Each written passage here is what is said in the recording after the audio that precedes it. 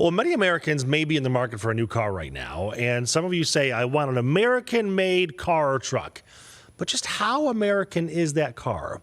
Cars.com released their American-made index about 45 minutes ago, and it turns out the Detroit Big Three, not so American after all, at least according to them. Take a look at the top cars that are the most American-made. Number 5 on the list, from a Detroit Big Three, that's the Jeep Gladiator. Number 4, Tesla Model X. Number 3, Tesla Model S. Number 2, the Tesla Model Y. And the most American car, you guessed it, that's the Tesla as well, the Model 3. Now, while Tesla is an American company, many cars on the list include Kia, Acura, Honda, which leads to the question, what actually is American-made? By the way, there were only 3 cars in the top 20 American-made cars that came from the Big Three. Those were the Gladiator again, the Jeep Wrangler, which came at 13th, and the Chevrolet Colorado, which came in at 19th. Joining us more to talk about these ratings is Patrick Masterson from Cars.com. Patrick, thank you so much for doing this with us and explaining all this. Before we get into it, can you kind of explain the criteria that you use to determine what is American-made based on your index? Yeah, absolutely. So, Cars.com's American Made Index is an independent annual ranking. It's been going for 20 years now. And we basically are trying to solve the question of what vehicles most contribute to the national economy. We do that through 5 factors. Location of final assembly is the most important one. That's a very simple binary. If it's not finished here, then it doesn't qualify. But that doesn't tell the full story of the manufacturing process. So we try to dig a little bit deeper. One aspect of it is U.S. Canadian parts content percentage. Another is country of origin for both available engines and transmissions. And then we want to account for the people who are actually building these things. So we have a manufacturing workforce score that's relative to the automaker's footprint. So, my family, when I grew up, it was kind of drilled into me that you buy Big Three, you buy American. Do you think that conversation needs to adjust a little bit based on the numbers you're seeing now? I think so. Yeah. One of the reasons we do this index and one of the reasons we do it every year is because things change constantly in the automotive industry. And, again, it doesn't tell the full story if you're just looking at the badge on the hood. There's a lot more that goes into the car manufacturing process than that.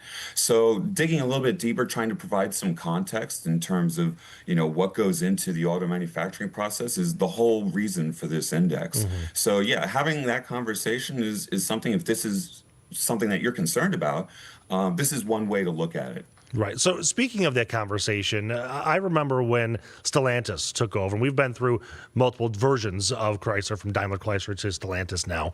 And some of the arguments I heard, well, the money eventually makes it back to America, or it's putting money in the American workers' pockets that are working on the lines in America. Is that still a valid argument? I think so, and we think so on behalf of this index. I mean, we try to get as close to the manufacturing process as possible. So when we talk about that manufacturing workforce component, the people behind it, we're drilling down to the actual assembly plants, where the tool and die happens, where the engine happens, where the stamping happens. We're not accounting for the C-suite. We're not accounting for marketing departments. We want to know this without having access to, people's salaries. This is about as close as we can get to where that money ultimately goes. So I don't know if you know the answer to this, and if not, that's okay. But what's the reaction from the Big Three, from Ford, GM, Stellantis, when they see this index and see that they're barely on it? Well, so that's not quite true. They definitely have a significant presence. In fact, GM has more nameplates on the index than any other manufacturer. Ford also very prominently represented. So to say they're not on the index, well, I guess I should have quantified that by saying the top 20. Yeah, I mean, it's a complicated process, and I think the reaction typically is tepid for those who don't make the top 20, but there's also a reason for that. And we can cut that data a different way, again, talking about how many vehicles are on the index. There's a lot that goes into it. It's not just any one particular component. So there's more to be told with that story. Yeah. Speaking of stories, I wanted to ask you and get your opinion on this. We saw General Motors announcing some retooling of plants in Orion Township, and then obviously redoing more of the EVs down at Factory Zero in Hamtramck. Are you anticipating the next time you do this index next year that because of the tariff policies, things are going to change dramatically? That's a great question. Auto manufacturing, we say there are changes every year, but the long-term effects kind of take a few years to take hold. So the tariffs aren't reflected in this year's index. They were only implemented in April, and our data collection happens between April and May.